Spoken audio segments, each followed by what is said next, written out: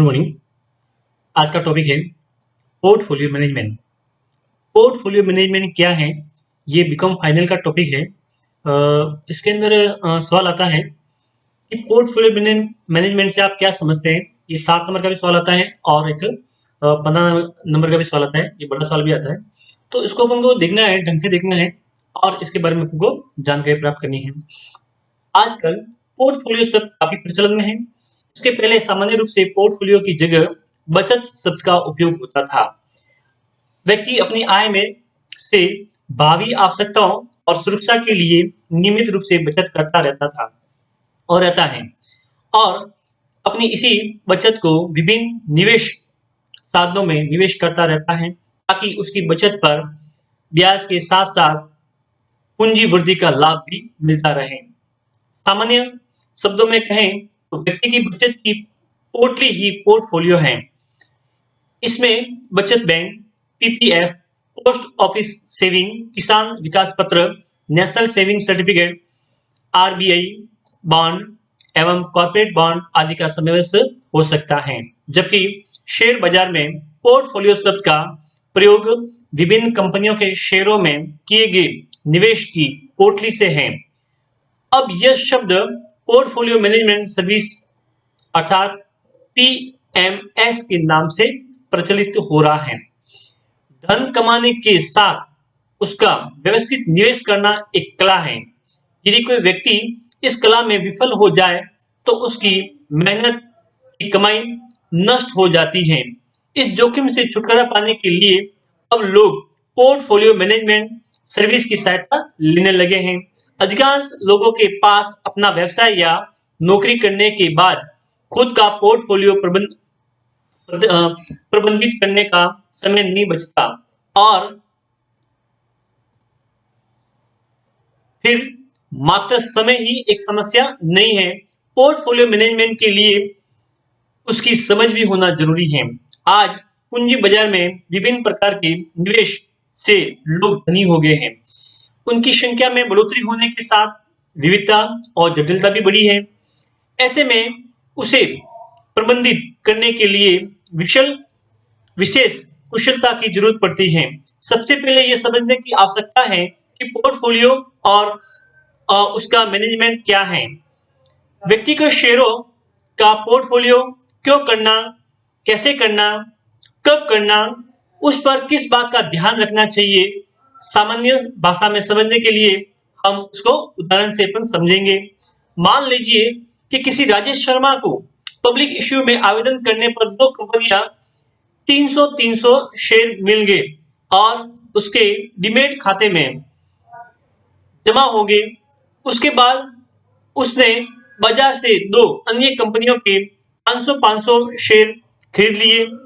बाजार में तेजी का रूप देखते हुए राजेश शर्मा को ज्यादा शेयर खरीदने का मन होने लगा और उसने पिछले 6 महीनों में 8 में से 10 कंपनियों के 200 से लेकर 2000 तक शेयर खरीद डाले।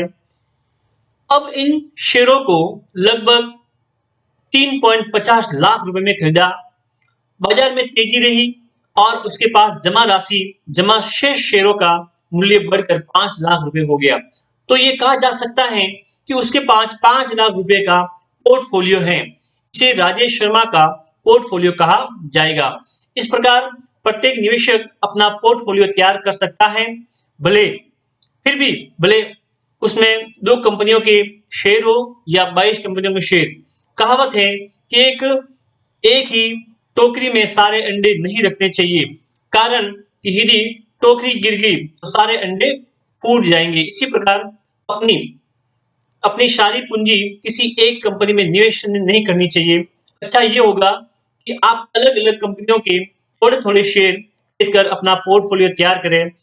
इसका कारण यह है कि इस बात की संभावना कम रहती है कि शेयर बाजार में मंदी में आपके सारे शेयरों के भाव उतने ही टूट जाए जितना कि आप सोचते हो।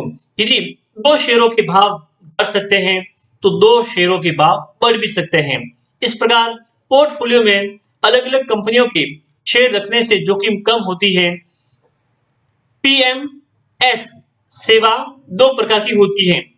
एक आप एक में आप फंड मैनेजमेंट को अपनी पसंद के शेयर खरीदने और बेचने की सूचना देते हो, और फंड मैनेजर भी आपको ऐसी सलाह देते हैं, जबकि दूसरे दूसरे प्रकार की सेवा में आपको फंड मैनेजमेंट को मात्र रकम देनी होती है, तथा उस रकम को किन किन कंपनियों में निवेश करेगा इसका निर्णय फंड मैनेजर स्वयं करता है और आपको उस पर प्रतिफल देता है।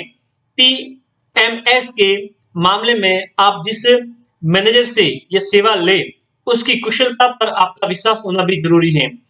आपके तथा उस मैनेजर के बीच पारदर्शिता भी होनी चाहिए। इसी प्रकार की सेवाएं म्यूचुअल फंड, बैंक, ब्रोकिंग कंपनियां, रिसर्च हाउस और प्राइवेट कंपनियां उपलब्ध होती हैं।